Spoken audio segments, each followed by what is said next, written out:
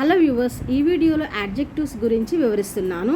Adjective అంటే ఏదైనా noun లేదా ప్రనౌన్ యొక్క గుణాన్ని గురించి డిస్క్రైబ్ చేసేటటువంటి పదం. అంటే అది ఆ నౌన్ యొక్క కలరు, సైజు, షేపు ఏదైనా కావచ్చు. అంటే అది ఎలా ఉన్నది అని వివరించే పదాన్నే మనము యాడ్జెక్టివ్స్ అంటాం. మరి చిన్నపిల్లలకు అర్థమయ్యేలాగా నేను ఈ వీడియోలో యాడ్జెక్టివ్స్ గురించి చూపిస్తున్నాను. రండి మరి చూసేద్దాం. What is this animal? Elephant. ఒకసారి చూడండి, ఎలిఫెంట్ ఎలా ఉంటుంది? చాలా పెద్దగా ఉంటుంది. Okay, the elephant is a big animal. It has small eyes. చిన్న కళ్ళు ఉంటాయి. It has a long trunk. దానికి చాలా పొడవైన తొండ ఉంటుంది. It has years. వెడల్పైన చెవులు ఉంటాయి. It has a large body. Large body అంటే పెద్ద శరీరం ఉంటుంది, పెద్ద బాడీ ఉంటుంది. ఓకేనా?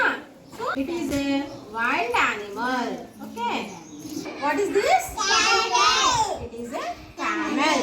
Okay, it has long neck. It has long slim legs.